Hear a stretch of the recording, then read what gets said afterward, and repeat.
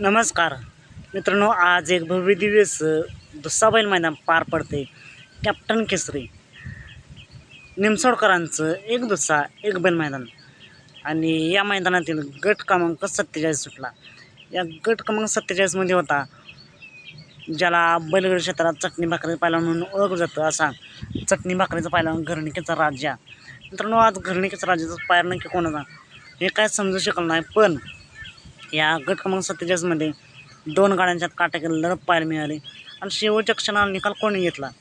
तर मित्रांनो, जशी निकालाची जवळ येईल तसं राजाची शेजारची जी गाडी होती त्या गाडीने निकालाशाला चिकटली आणि निकालाशावर निकाल घेतला आहे आणि ती गाडी सेमीसाठी पात्र झाली. म्हणजेच काय, तर आज घरणिकेच्या राजाच्या आज गटालाच हार झालेले आहे.